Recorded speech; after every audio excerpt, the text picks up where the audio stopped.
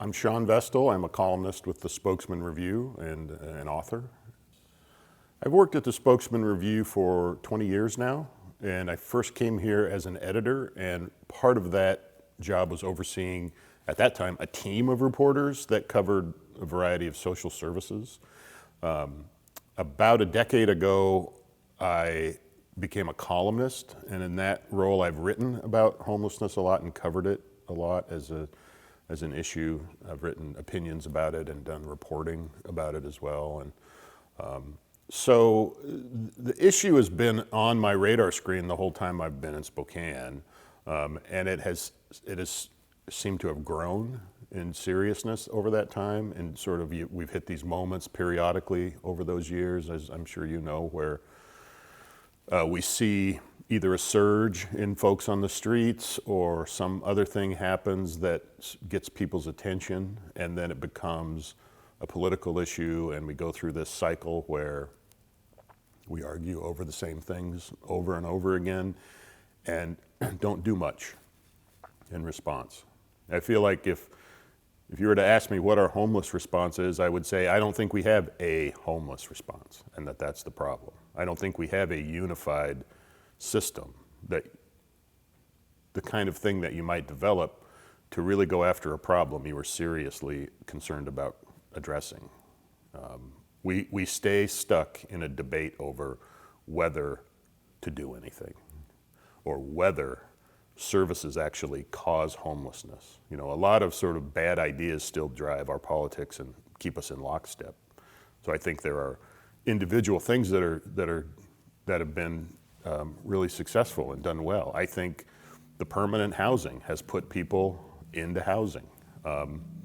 The Catholic Charities Havens projects is permanent housing. I think those have been good for what they do. They're obviously not taking care of the whole problem. You know, I think Catholic Charities has done other good things, as have many other organizations that have done individual efforts, run shelters. But I think that we don't have a single system, and there's such a resistance to doing more, to doing enough, to sort of match the scale of the problem, that we're really just trapped.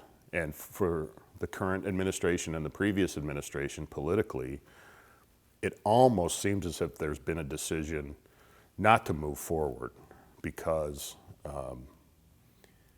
the ideological views of how we might move forward are so limiting. Like, I guess what I mean is I feel like a lot of people, that the mayor and a lot of people who support the mayor basically don't want to do anything about the problem. They don't believe the problem is one that is made up of what I think people who work more closely with the homeless would say, you know, that these are problems that are sort of deep, complex problems that grow out of a variety of issues in every one of these folks' lives that is really hard to sort of sort out and simplify. And we want to approach that with a very simplistic kind of who deserves and does not deserve the help. And I kind of understand that response, to be honest with you. I think it's a response from someone who's very distant from the reality of it. And it's kind of easy, and but it keeps us frozen in a place in which all these human beings continue to live in desperate circumstances, continue to suffer, and we just don't take steps forward. You know, the irony is we're going through a political campaign right now where what I think of as the anti-homeless candidates are saying what they said last time and what they said the previous time and what they said the time before that, which is we can't keep doing the same thing. Well, we're not really doing the thing. We're stuck where we've been for years and years now while that street population has grown. Well, I wish I had a clearer answer to why we hadn't, but I think that unfortunately, a huge part of it is that people don't think we should do something, that if we do something, that we are enabling the problem. This is a very common thing that I hear from people who tend to just respond to homelessness as an issue of blight and quality of life, as an issue that affects them, not that affects the people on the street. And I think that there's a very powerful pull to believe that people should get what they deserve. And frankly, if you and I were talking in an idealistic sense, I think that. I think basically, I believe in the idea that people should work for what they get. I believe in the idea that, that in a fair world, the consequence and the cause should have a direct relationship, and that maybe if someone is putting a burden on the society in some way, I'm not saying that's necessarily true of all these people, but it is true of some. I mean, they are putting kind of a burden, but I just mean that to expect a very simple kind of direct cause and effect, like we might apply to ourselves, those of us who live in houses and have comfortable lives and are economically secure. I get why that idea triumphs, because it feels right based on our own life, right? Like I tell my son, you're not going to get these things if you don't, do what we ask you to do, or you're going to lose things if you behave in ways I don't want you to behave. And the homeless challenge for us, I think, challenges that belief. I think we have to extend ourselves, our sympathy and our empathy and our understanding, and maybe just our practicality as well. Even if we don't have a sympathetic response to the human beings on the street, we have a practical obligation to try to address the way that a lack of services affects them and affects everybody else too. Now, I put that second thing way down the priority list. Some people put it way at the top of the priority list, but I still think it's on the list. And I do think if the viaducts become little mini tent cities, that's not good for anybody. It's not good for those people, and it isn't also good for those of us who walk around downtown and live downtown. I'm not scared of those people like many people seem to be. I will walk past them, and I'll walk past them with my kids. You hear these downtown business owners talk about how terrifying it is to walk past a homeless person with their kid, but nevertheless, I don't like that part of the problem either. I think we're stuck in very simplistic thinking in which, look at that person, he's doing drugs. Like, why should we support him for doing drugs? And my view is we have to think beyond that, and that it will also take a brave political leader who really believes in this, who is willing to take a ton of heat from the community and possibly cost themselves political office, spend money. It would be unpopular, or at least it would be unpopular with a significant, powerful group of people in town who have a lot of influence and a lot of voice, to really build an effective homeless system here all at once, to really take a handful of steps to connect the system, a system that communicates with itself, a system that has a kind of front end where maybe we have people who know everybody on the streets, like who are out there working to try to find solutions for people, have a successful variety of solutions, right? Instead of, we have this one kind of shelter for you, and if you don't want that, well, then you can't be here. That's not, like, I don't understand how people think that plays out. Or a good number of people think we can just arrest people.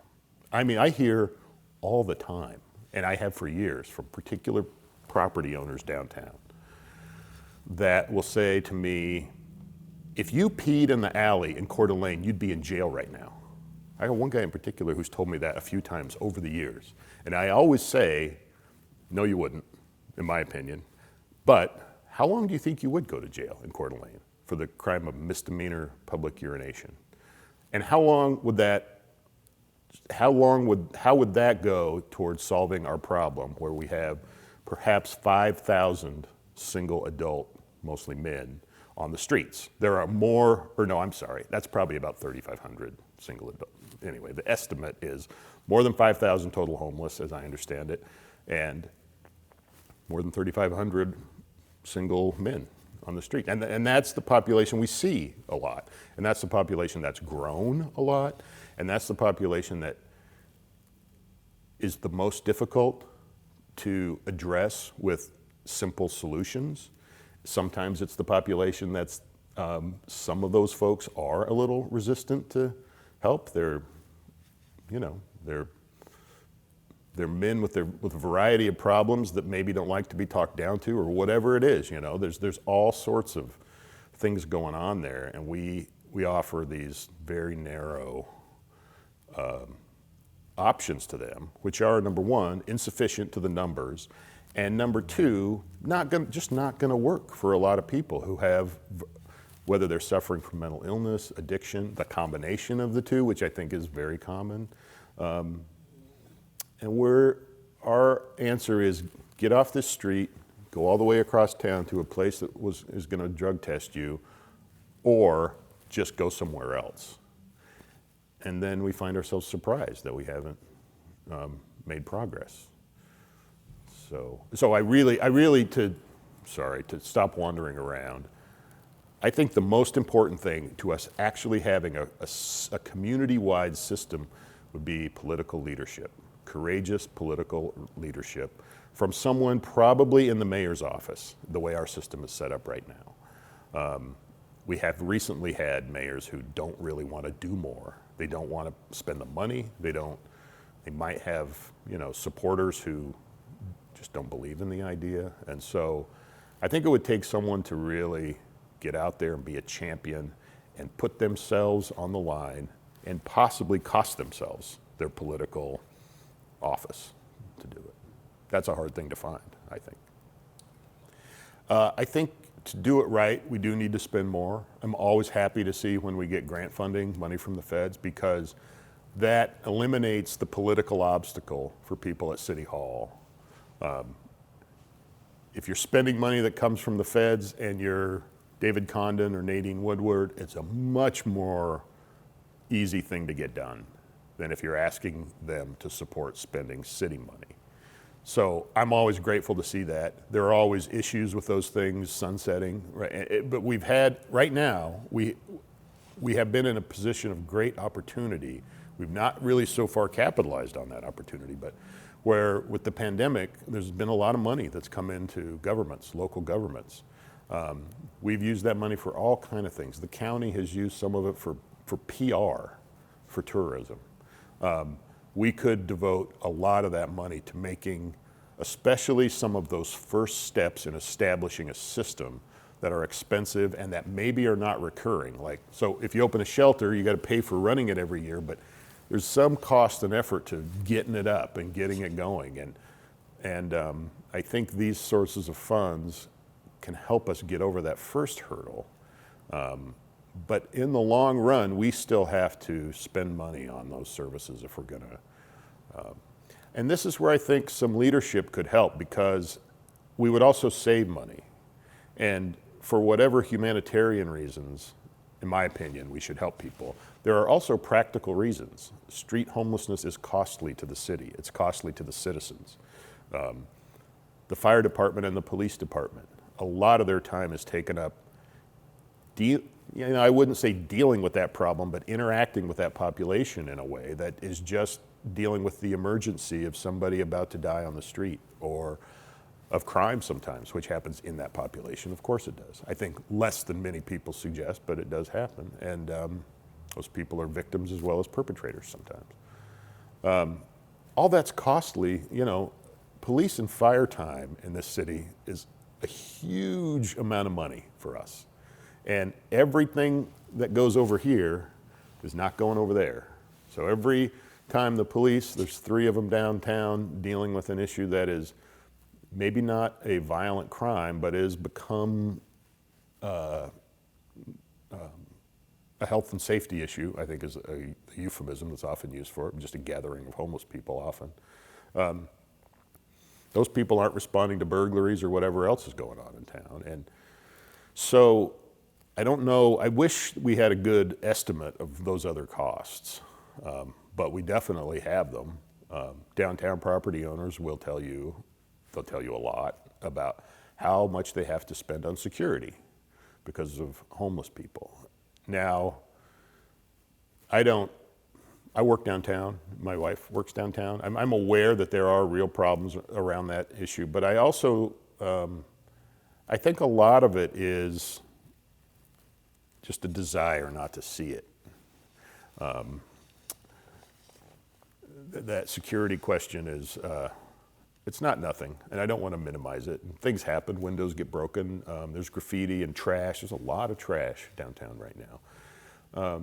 And yet, to turn it into a police response and a fire department response is a very expensive way to deal with that problem. And I think if we had a place for people to go, if we had a place for people to go to the bathroom, if we had a place for them to be during the day, all of those would help to address what seems to bother most people, which is their simple presence.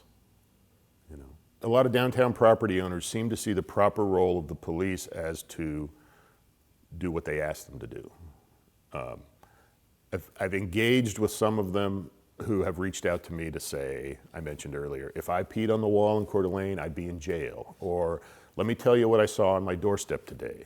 There was a drug addict out there openly using heroin, and he had junk around him. And when one of my employees asked him to move, he was rude to her. And so that's frustrating. I get that that's frustrating, but the person who thinks the police are going to fix that, now maybe the police could move that guy. He's on private property. He might be trespassing, unless he's sitting on the sidewalk. Maybe he's on the, you know, there are things that the police could do, but there's very little really that the police could do to achieve what he wants to achieve, which is to make that person not be there. The sidewalks are public spaces. Homeless people are citizens, whether we like that or not. We do have a law about sitting and lying, but that has certain conditions that are court imposed. Those are based on the law. Drug use is no longer a crime that we don't charge people for simple possession in this state anymore. That's a recent thing, and the justice system is working on that, but the Supreme Court decision last year, or earlier this year, simple drug possession is not a charge. Even if we could take people to jail for that, we have an overcrowded jail right now that we're going into debt dealing with all these misdemeanor crimes that are mostly people going in and out, in and out, in and out. And even if we were putting people in jail for graffiti, for trespassing, for drug possession, they wouldn't be in there forever. And they come out with their ability to get out of homelessness, if they're interested in that, damaged. Worse than before. Now they've got to go to court, to get back and forth to court. Now they're going to have financial obligations that they probably can't pay. Their ability to get a job is hampered. All of that. The idea that the police are a solution is a fantasy, but it is a deeply held one. And people really think that the city council is refusing to let the police arrest homeless people, or the city council has tied the police's hands. It is a very common thing that you hear, and I know that some people hear it from police officers, that they would like to do X and Y, but the city won't let them, or the city council won't let them. It's a very common narrative in town. And so I do think we have a history of the wealthy using the police to essentially act as their security at their gates. Definitely that's an explicit, overt use of the police as you go further back in history. And this is a kind of version of it that people who oppose offering homeless services seem aghast that the police won't come and take care of the heroin user on their front porch. They just cannot believe it, that the police can't come and just make this problem vanish. And it's been around for so long, I think they've had the opportunity to understand it isn't that easy. And while I get the desire to have the police solve a problem for you, like I get my car broken into in my neighborhood a lot. We have that kind of crime in this town a lot. It's with this low-level property crime that tends to go along with issues of poverty. It's been true for years and years, and and the cops never come. They never, ever come when somebody breaks into my car. And I would be foolish to expect them to. At first, I kind of wanted them to, but now I kind of realize, look, they can't go to every, and so there's a certain amount of privilege wrapped up in the idea that I'm going to blame the cops for not showing up to take care of my problems for me, and thinking that it's a failure of the political system if you have to secure your own property, which is just an unfortunate reality of the world, that you have to make some of those decisions yourself, as though the police force weren't right next door to you. But mostly my concern with the police, with looking to the police to deal with homelessness, is that it won't work. It will continue the suffering of people. It will continue to throw our resources down a hole. It will not do anything to help people get off the streets. It will just move them to another street if at the end of the day we don't have any place for them to go. And that's the baseline. We don't have any place for them to go. And some are hard to help, but not all of them. Not all of those several thousand people want to sleep under the viaduct, and we're not giving them anywhere to go. We've reduced the number of low barrier beds. The argument that we keep doing the same old thing, we're doing less of the same old thing, and we never added anything to the same old thing. What we're doing is what we've been doing for,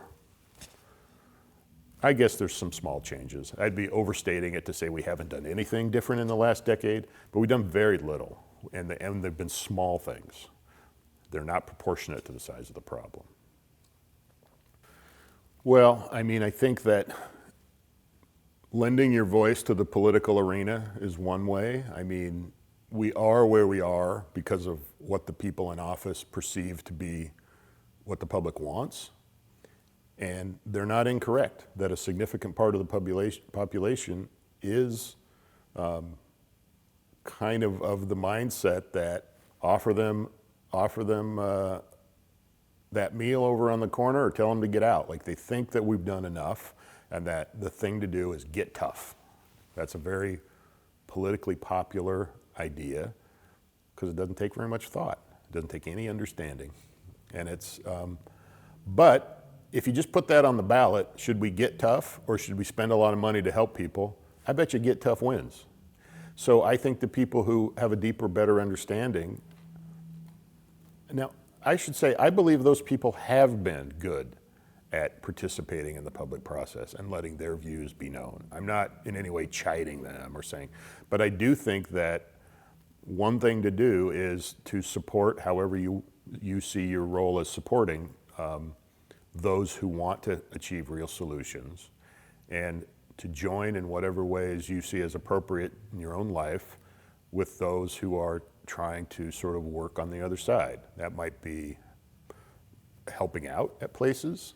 I do think in my own life, I sometimes feel like volunteering helps me feel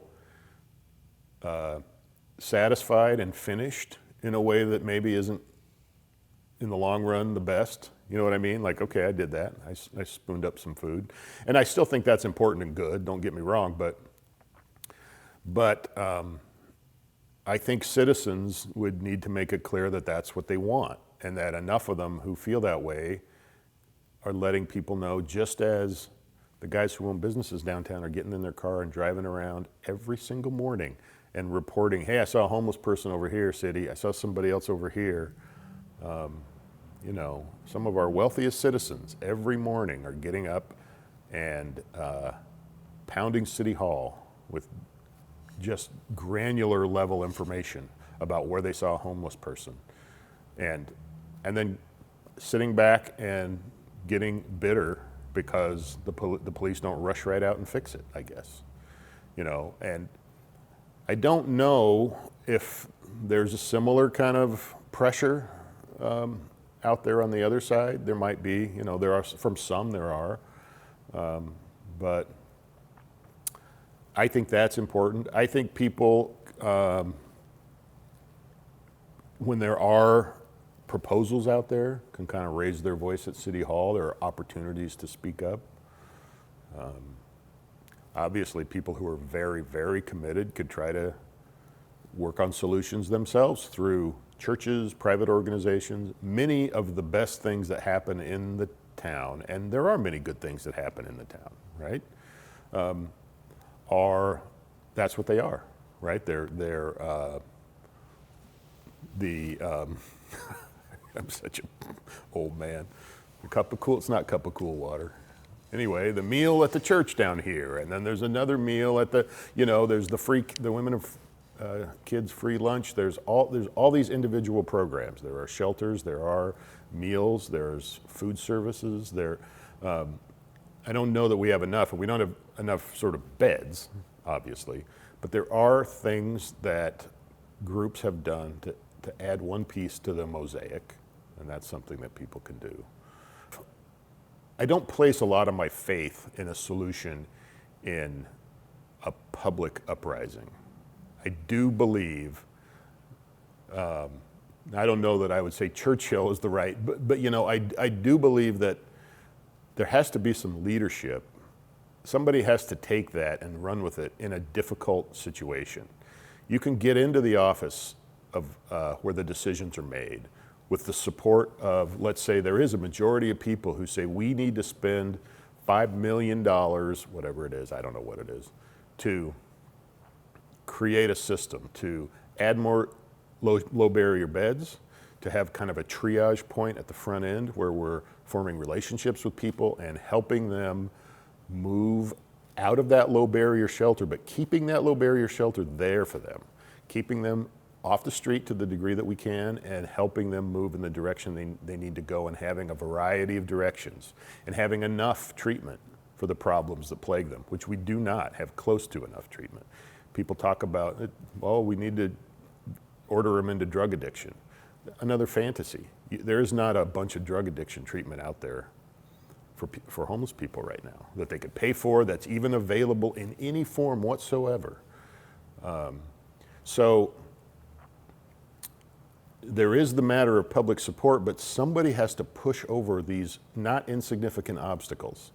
No neighbor wants this stuff in their, is the unfortunate truth. Getting it located is very, very difficult. That takes a politician who's willing to take those hits and be unpopular. And what we saw with David Condon, former Mayor David Condon, was he's like, yeah, let's do a shelter and let's put it out kind of toward the valley so it's a little bit of a shared thing. And they had one meeting where they just got beat up by the people there, and that was it. No homeless proposal. Maybe I'm overstating this. That was basically it for homeless ideas that came out of that administration. That was the end of that road. Now, and I sometimes heard the mayor at that time cite a column that I had written, and I had used the words that I said, the best place to put a homeless shelter is no place. Now, that wasn't an argument that we shouldn't put a homeless shelter or something. It was an argument that we have to push over this idea that there's a good place, because there really isn't a place where the people around it will start off happy about it. So anyway, I do think to do a large unified system would be the ideal way to approach a large complex problem. A system where the parts were in communication with each other, where UGM wasn't, where one shelter isn't the only shelter or the only kind of shelter that we offer, but is one option among several options that does good work for the people that are ready for that work, or whose mind is in the place to take that work, or who want to, but that's not it, that we have to have more. If I had a magic wand, I think what I would hope for is a kind of a front-end low barrier shelter, or maybe a couple of them, that had services at the top of the list of the priorities for what they were going to provide there, but which took all takers, which accepted all takers, and at a level that was, sufficient to the need. I'm not saying that I would support a 3,000 bed shelter right in the middle of downtown. But I'd like to get closer to that figure and maybe a couple of shelters. And I do think one of our problems is people don't want to put it downtown. I do think it has to be central to be effective. We'll see. The mayor's going to try to put one somewhere out of the center of downtown. I imagine that's going to be difficult, to say the least. But a place where, first off, people can go and be during any time of the day, a place where you can go even if you're drunk or high or having problems. We're not saying you have to deserve to be here. We're saying you can be here, even if all it is an alternative to the streets. If all we do is give people a place to be, that will be better for them, and it will be better for everybody else too. And then we begin to have, I would love to see us have teams where we form relationships with those people, meaning that there are caseworkers there that get to know them one-on-one. I'm told, I haven't done enough research on this, but I'm told San Diego had a program like that. And I think what you see is anytime any city seems to have succeeded with homelessness, there's this period where everybody says, hey, look what they did, and then it gets hard again, because nothing works that well for that long. But they had teams of people, almost like police teams, who are out there building relationships on the street, trying to direct people here and there. They spend a lot of money and time and resources. So instead of the fire department responding, instead of the cops responding, they would be down there trying to respond, trying to say, we have this shelter over here. Would you like to go to this shelter over here and get sober? Would you like to try this? Would you like to go over there? We have a family shelter here.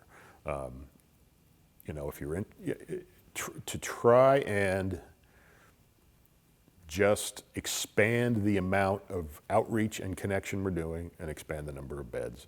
And then use that, not as the end of the system, but as the beginning of the system. A system that communicates with itself, where all the parts are, I don't quite understand why this has been so hard, but it seems like this has been hard for us to have a coordinated system, a system where the city knows where all the beds are. To me, that would seem like a simple thing to do, and I don't understand why it's hard. If they want to enforce sit and lie, they need to know where the beds are. I would think that the people who want to enforce sit and lie would have worked to get that information quickly, publicly available, and yet years down the road, they talk about how they don't have it, it's impossible, we're working on it, we're going to do it next year. All the same stuff that's been said for quite a number of years now. The idea that you just take one step off the streets and you're back in life there's just a lot to changing. You've let go of a lot. I think if someone has sort of crossed over from not homeless to living in homelessness, they've crossed over to a different kind of existence in a way. And I think what you say is just so true about their sort of just the human experience they're going through. And then that's kind of coupled with these larger economic forces and factors that, this is happening all over. It's not just here that it's getting deeper. And what I think is that at the bottom of our economy, so to speak, the lower rungs of our economy, there are many people who live these very precarious lives, very precarious. The latest state thing on the homeless numbers showed, I wish I could remember what the exact number was, but it had the number of near homeless. I don't know how they came up with that number, but it was several thousand more, meaning some kind of shock puts them right on the street. Puts those people right on the street. And we've had those kinds of shocks in the last 20 years where I bet every single one of them has pushed a few people off a cliff they can't climb back up again.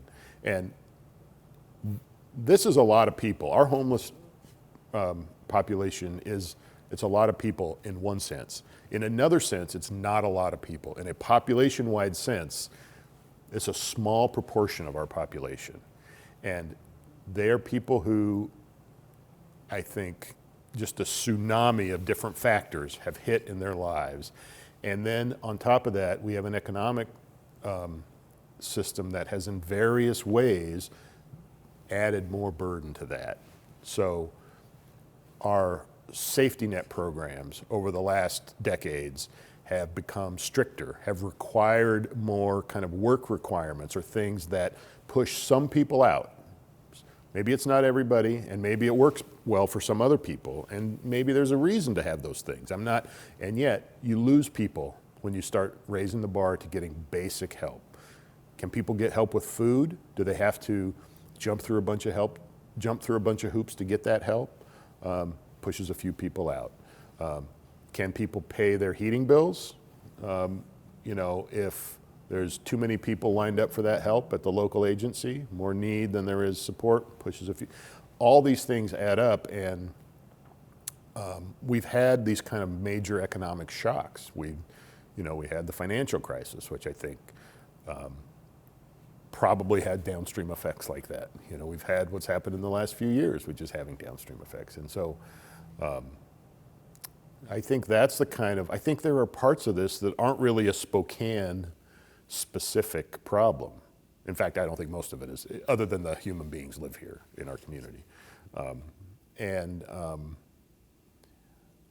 I don't know what you do about that, to be honest with you, because those are slow-moving disasters, right? They took a lot of different parts that added up to that problem. And the person to sort of cross back over that border, you say, okay, here's an apartment, you should be good. That's just another fantasy, like they need to get around to places. They need to get work. They need to begin a or at least get a place where they're in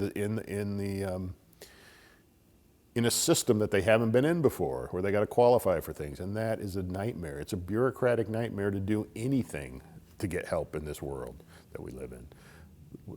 My wife lost her job during COVID for a while and had to get some unemployment benefits. Didn't probably have to. We were, many people had it worse than we did, but it was insane how hard it was for her to work with the unemployment system. And I just thought, how does a person who doesn't have a house and a cell phone and a husband who's got a good job, how does that person even begin to start to negotiate this system, to climb back out of wherever their dire straits are,